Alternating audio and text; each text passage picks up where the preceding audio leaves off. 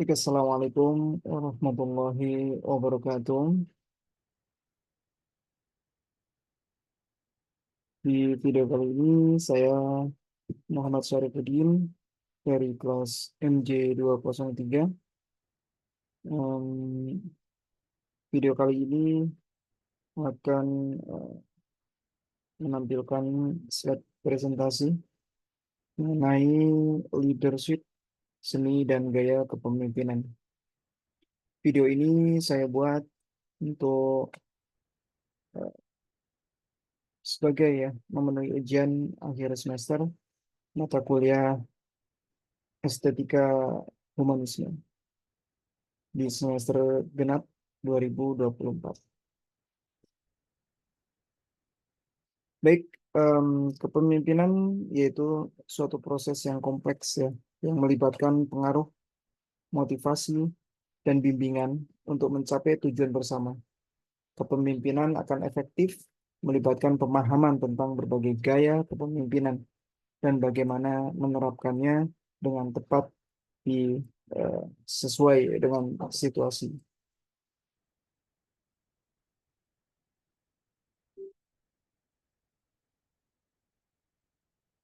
Baik, kepemimpinan adalah proses yang kompleks ya, yang melibatkan eh, pengaruh, motivasi, bimbingan untuk mencapai tujuan bersama.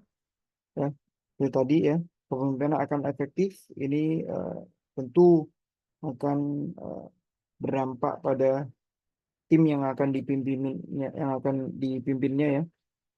Apakah tim tersebut mampu untuk berkembang atau tim tersebut hanya stagnan di situ, itu tergantung dari pemimpinnya. Ya, seorang pemimpin akan mampu memberikan motivasi, akan mampu memberikan arahan, akan mampu memberikan bimbingannya kepada seluruh anggota timnya, sehingga tim tersebut mampu mencapai potensi terbaiknya, sehingga visi yang organisasi akan ya, terwujud ya. Kemudian apa sih visi, apa sih definisi dari kepemimpinan ya? Kepemimpinan yaitu adalah kemampuan untuk mempengaruhi dan membimbing orang lain untuk mencapai tujuan bersama. Jadi seorang pemimpin pasti akan mampu ya, harus mampu mempengaruhi dan memberikan bimbingan untuk orang lain agar tujuan dari organisasi atau tujuan dari apa yang dipimpinnya ya itu tercapai. Tentunya tujuan ini tujuan secara bersama ya, tujuan organisasi atau tujuan eh, suatu lembaga gitu. Kepemimpinan efektif melibatkan komunikasi yang jelas, visi yang kuat, dan kemampuan untuk memotivasi dari eh, timnya. Jadi apa saja sih eh, kunci ya dari definisi kepemimpinan tadi? Jadi ada beberapa kata kunci ya melalui definisi kepemimpinan tadi, yaitu yang pertama pengaruh. Jadi sebagai seorang pemimpin itu harus mampu eh, mempengaruhi orang lain untuk berpikir dan bertindak sesuai dengan visi dari sang pemimpin atau visi sebuah organisasi yang dipimpinnya. Maka dari itu, sebagai pemimpin, kita harus belajar ya, kita harus belajar untuk bisa memberikan pengaruh ya, untuk dapat melakukan hal-hal yang sesuai dengan visi dari sebuah organisasi yang kita pimpin. Kemudian em, motivasi. Seorang pemimpin juga harus mampu ya mendorong atau melakukan motivasi ya kepada semua anggota timnya ya agar anggota tim ini bersemangat ya untuk mencapai tujuan bersama atau mencapai tujuan tertentu yang diinginkan sebuah organisasi secara bersama-sama. Ya. Terus sang pemimpin juga kata kunci yang lain yaitu bimbingan. Ya. Sebagai seorang pemimpin tentunya harus mampu ya memberikan arahan, dukungan dan bimbingan ya terutama kepada seluruh anggota timnya. Ya.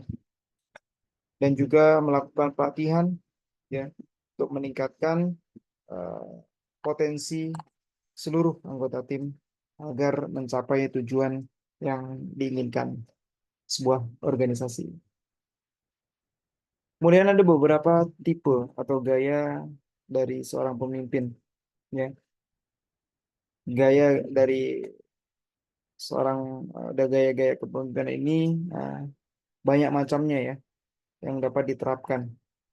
Ia masing-masing mempunyai kelebihan dan kekurangannya. Pemilihan gaya yang tepat itu bergantung pada situasi, seperti apa situasinya ya. Terus timnya, keadaan timnya bagaimana? Apakah timnya itu kompeten semua? Atau anggota timnya itu hanya satu dua yang kompeten? Ya. Kemudian tujuannya, ya. Tujuan yang ingin dicapai seorang pemimpin itu seperti apa? Visi sebuah organisasinya itu seperti apa? Gitu. Itu mempengaruhi ya gaya kepemimpinan yang akan diterapkan oleh sang pemimpin. Beberapa gaya kepemimpinan yang sering kita jumpai di lapangan ya.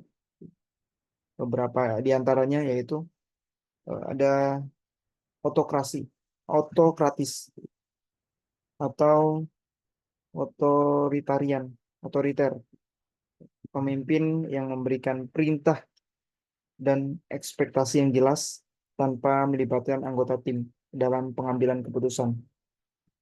Tentu ini bagus ya, diambil jika memang keadaannya darurat dan mendesak.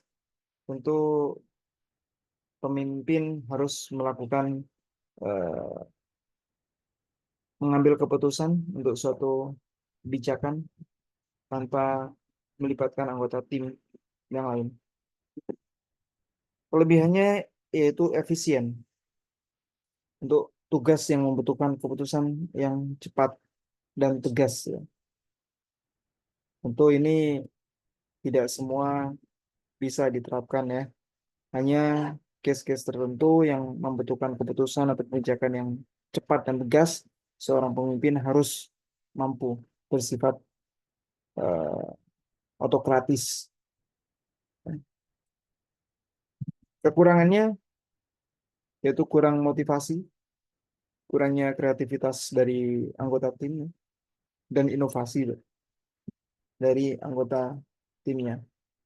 Ini kalau dalam sebuah negara, negara yang otoriter ya, atau pemimpin-pemimpin yang otoriter ya, yang harus tunduk dan eh, patuh terhadap keputusan dan eh, apa yang menjadi kebijakannya.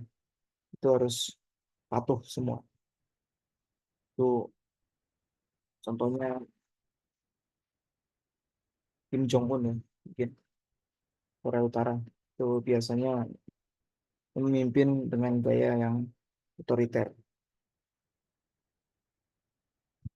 Oke, yang kedua ada demokratis. Pemimpin yang mendorong partisipasi anggota tim dalam pengambilan keputusan dan proses pemecahan masalah. Jadi ini melibatkan seluruh anggota tim ya. Harus pemimpin mendengarkan masukan-masukan, saran-saran dari seluruh anggota untuk mendapatkan solusi terbaik ya, untuk menjadikan informasi-informasi yang eh, bagus ya, sehingga sang pemimpin bisa mengambil keputusan atau kebijakan yang baik tentunya untuk eh, sebuah organisasi. Kelebihannya yaitu meningkatkan motivasi, ya, kreativitas dan rasa kepemilikan seluruh anggota tim. Jadi seluruh anggota tim ini merasa dihargai, merasa memiliki dan merasa andil dalam atau merasa terlibat dalam pengambilan kebijakan atau keputusan yang ada dalam suatu organisasi tersebut. Kemudian kekurangan proses ini apa? Ya, kurang gaya kepemimpinan ini yaitu proses pengambilan keputusan biasanya lebih lambat karena sang pemimpin harus menerima atau eh, menampung informasi-informasi dari setiap anggota tim, ya. Jadi masukan-masukan apapun yang ada dari anggota tim itu akan disaring, akan diterima dan akan menjadi rujukan untuk mengambil keputusan atau mengambil kebijakan yang akan dilakukan oleh sang pemimpin. Ini pemimpin yang memiliki gaya yang demokratis, ya. Kemudian ada melakukan gaya delegatif. Ini seperti apa sih pemimpin yang delegatif ini? Nah, ini pemimpin yang memberikan wewenang kepada anggota tim untuk membuat keputusannya sendiri dan hanya sedikit saja arahan dari sang pemimpin, ya. Hanya ini bisa dilakukan ya oleh orang-orang tertentu saja, ya. Jadi yang mempunyai kualifikasi, yang sudah qualified, yang kira-kira sang pemimpin tahu kalau anggota tim tersebut mampu eh, melaksanakannya, mampu mengambil keputusan dengan baik, maka sang pemimpin akan mendelegasikan apa yang menjadi kebijakan dan keputusannya diserahkan kepada eh, tim tersebut, ya. Kelebihannya ini akan memberdayakan anggota tim dan mendorong kemandirian eh,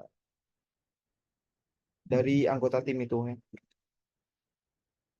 Kekurangannya kadang-kadang menyebabkan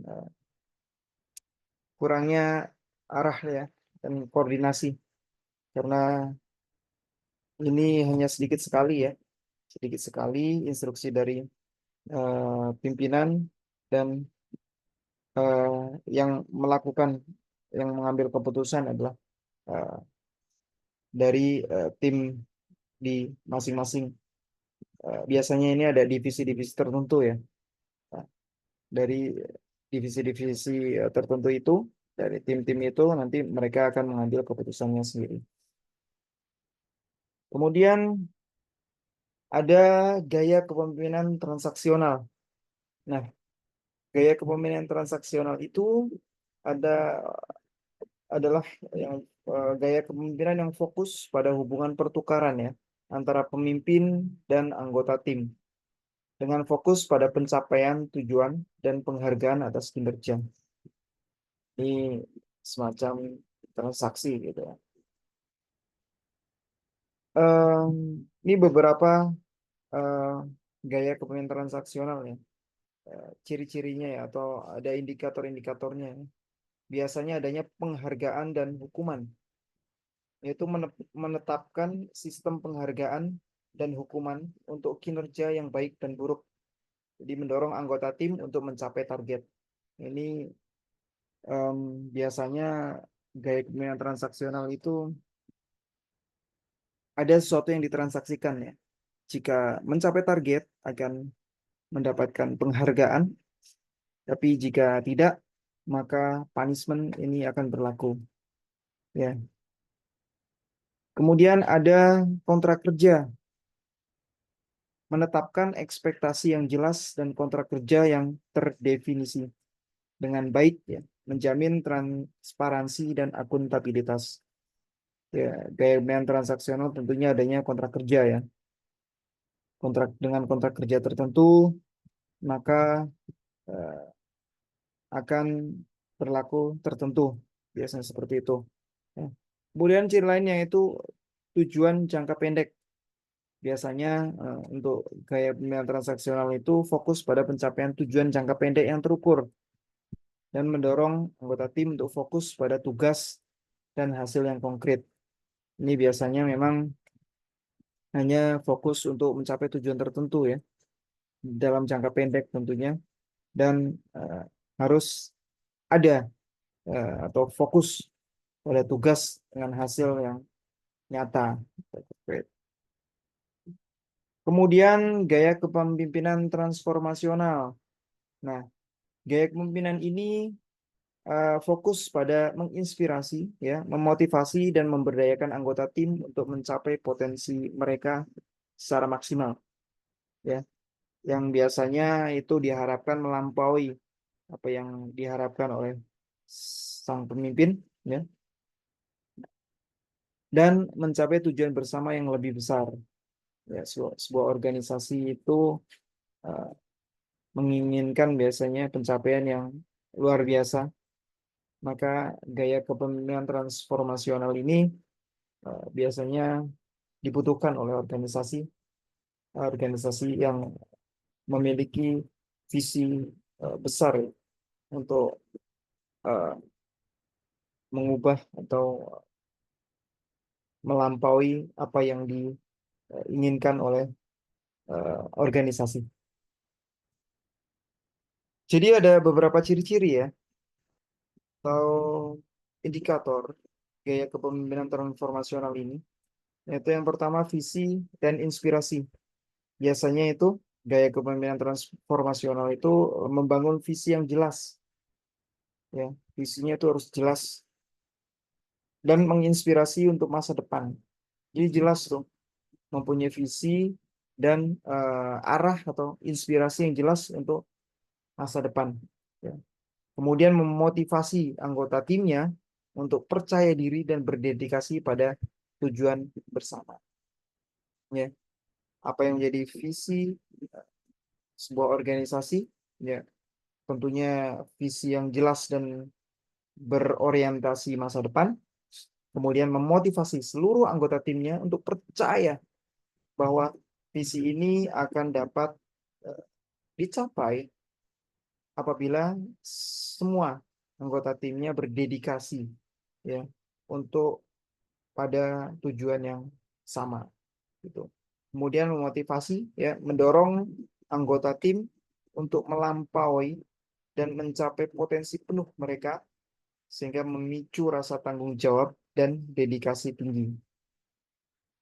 Ini sang pemimpin ini harus memotivasi, ya. Ini ciri-cirinya.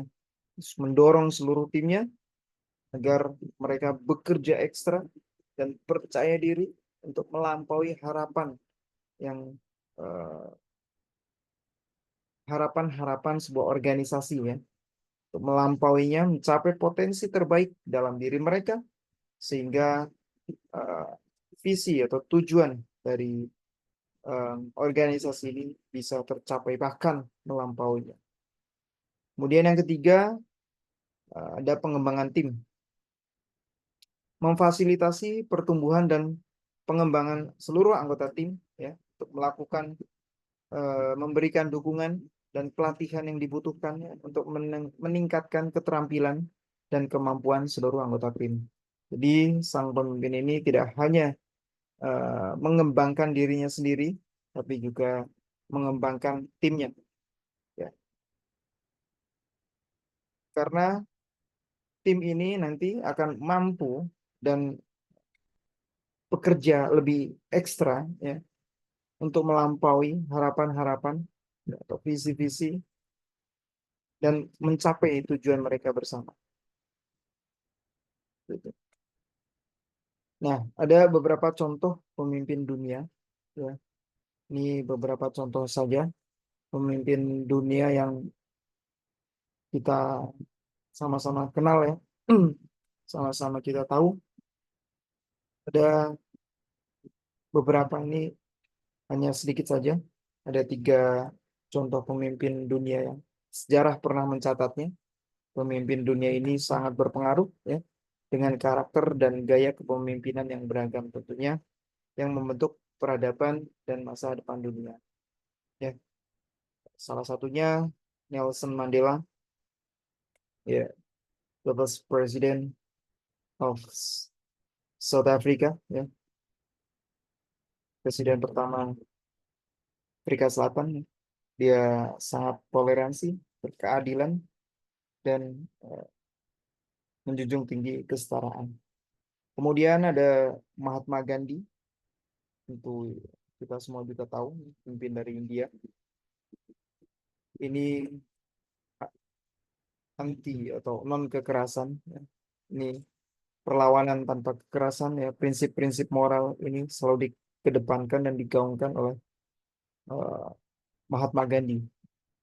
Kemudian ada Martin Luther King Jr., ya. Ini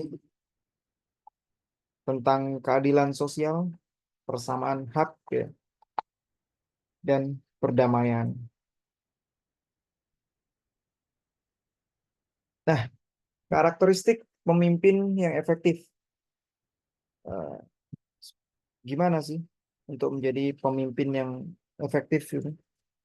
Apa saja karakter-karakter yang harus dimiliki oleh seorang pemimpin agar kepemimpinan yang dilakukannya itu efektif dan eh, target yang dicapai sebuah organisasi itu tercapai. Seperti itu. Pemimpin yang efektif memiliki kombinasi karakteristik yang memungkinkan mereka untuk menginspirasi, memotivasi, dan membimbing orang lain menuju kesuksesan dan tujuan bersama. Jadi salah satunya yaitu komunikasi, ya. Seorang pemimpin harus mempunyai kemampuan untuk menyampaikan visi, pesan, dan instruksi dengan jelas dan persuasif, ya. Artinya dengan cara yang baik seperti itu.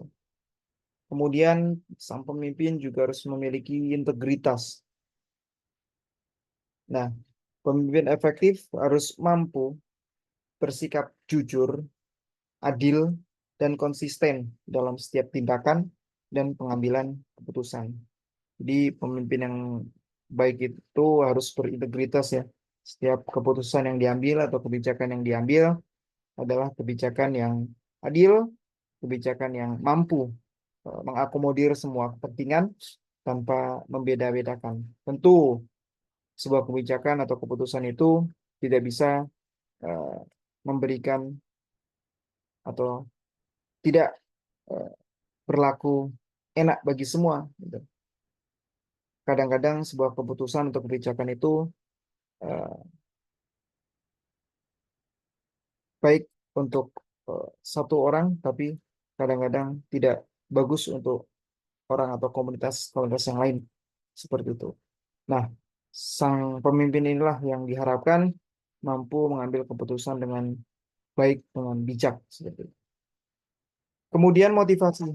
Jadi em, sang pemimpin itu harus mampu melakukan eh, motivasi kepada seluruh anggota timnya, mampu untuk mendorong dan menginspirasi seluruh anggota tim untuk memberikan yang terbaik, ya, yang memberikan, kalau bisa itu melampaui dari harapan dan visi yang ada di organisasi. Jadi seperti itu. Kemudian karakteristik yang efektif itu apa sih? Ya, kepemimpinan itu sendiri. Jadi sang pemimpin harus berani mengambil resiko, ya, membuat keputusan yang sulit dan bertanggung jawab atas konsekuensinya. Jadi jangan sampai seorang pemimpin itu lemah, ya, tidak ada leadership dalam dirinya, mengambil keputusan sendiri, kemudian lari dari tanggung jawab apa yang telah diambilnya, ya.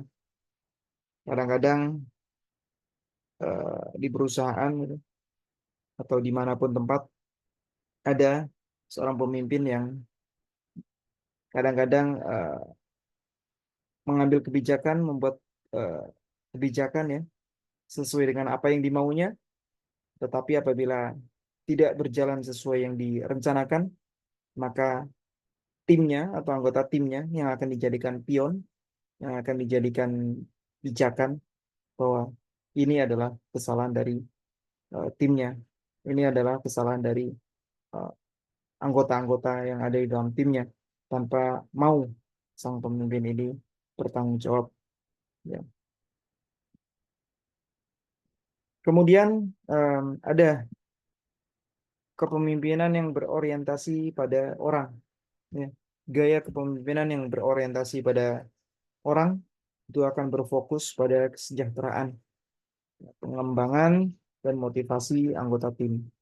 Nah, pemimpin memberikan perhatian khusus kepada kebutuhan, aspirasi, dan potensi individu. Ya, ini berfokus pada orang, ya.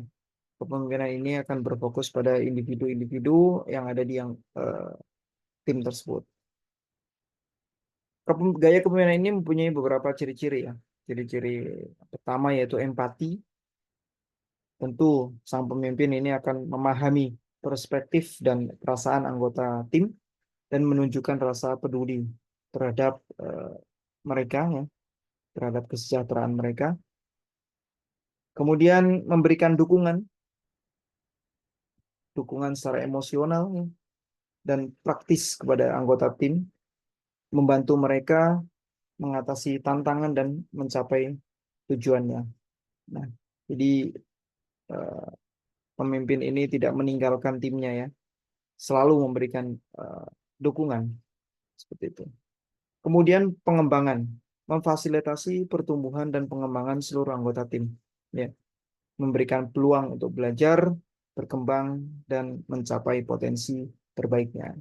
Kemudian memotivasi, tentunya sang pemimpin ini memotivasi seluruh anggota tim. Jadi semua anggota tim itu akan merasa dihargai ya dan terinspirasi untuk memberikan yang terbaik untuk organisasi yang dipimpinnya.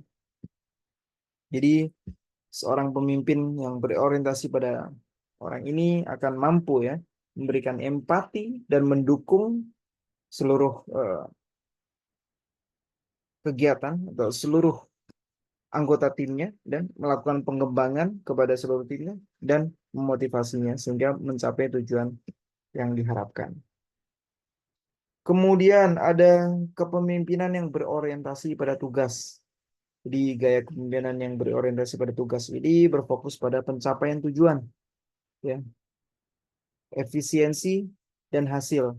Fokusnya itu aja, pencapaian tugas, ya, pencapaian tujuan, efisiensi dan hasil.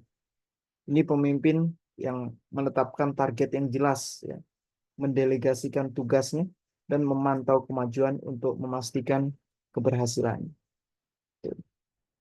Ada beberapa ciri-ciri ya yang eh, bisa kita lihat dari gaya kepemimpinan yang berorientasi pada tugas ini. Di antaranya perencanaan dan pengorganisasian.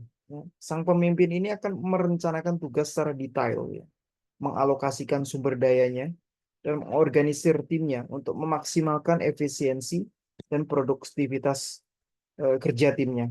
Jadi sang pemimpin ini akan melakukan berbagai macam riset ya, dan melakukan perencanaan-perencanaan secara detail gitu untuk melakukan mapping kepada anggota timnya, mana anggota tim ini yang akan di eh, apa yang akan diberikan tugas ya, sehingga mampu timnya ini memaksimalkan efisiensi eh, sebuah tim ini dan melakukan produktivitas yang terbaik.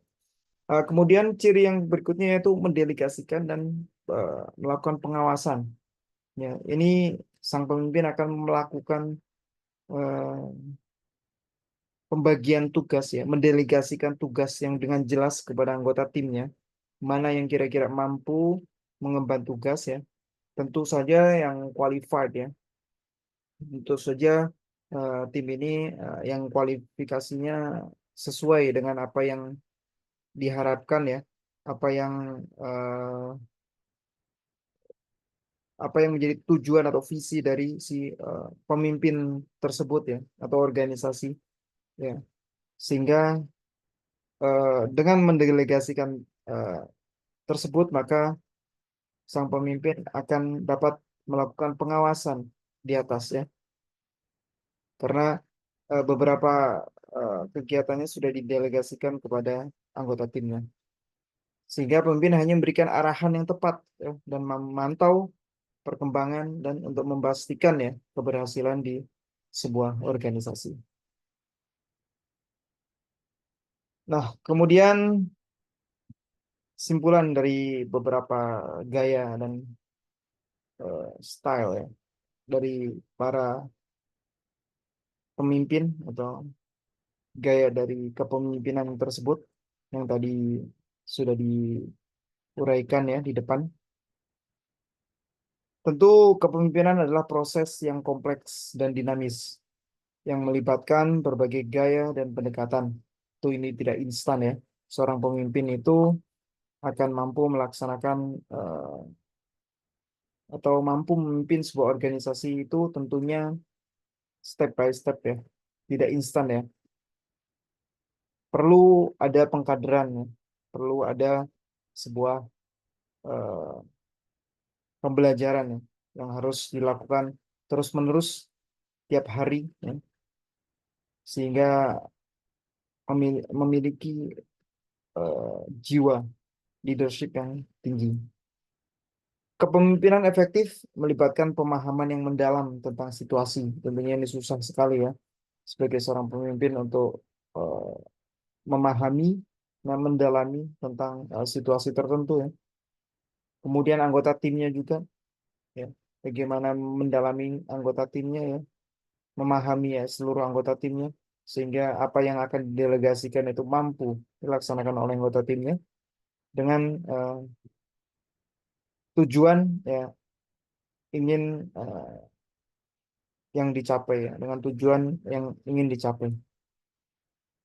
Pemimpin yang sukses adalah mereka yang mampu beradaptasi, belajar terus-menerus, dan berkembang untuk memimpin dengan cara yang menginspirasi, memotivasi, dan menghasilkan hasil yang positif. Tentunya ini sangat susah ya, sangat sulit dilakukan. Makanya seorang pemimpin itu biasanya lahir itu dari proses yang panjang. Jadi, seorang pemimpin itu biasanya akan belajar terus-menerus, berkembang ya, beradaptasi, dan mampu melakukan inspirasi, ya, memotivasi kepada seluruh timnya. Tentu ini tidak mudah. Sebagai penutup, tidak ada Superman. Yang ada adalah super team. Itu biasanya berlaku eh, dimanapun ya. Jadi seorang pemimpin tidak akan mampu melakukannya tanpa anggota tim lain. Ya. Pemimpin tidak akan bisa melakukan semua hal ya. Semuanya dilakukan terus-menerus ya. Dilakukan sendiri ya. Sebagai Superman tidak mungkin. Yang ada adalah super team. Maka pemimpin yang baik tidak akan menggunakan kata-kata saya, aku, tapi pemimpin biasanya akan menggunakan kata kami, kita. Karena kami yang melakukannya, karena kami yang bekerja secara bersama-sama, ya. Karena kami, dan kami. Baik, semoga eh, video singkat ini dapat memberikan manfaat, terutama untuk pribadi saya sendiri, ya, dengan belajar menjadi seorang pemimpin, karena kadang-kadang pemimpin itu eh, susah ya, apalagi untuk memimpin begitu banyak orang.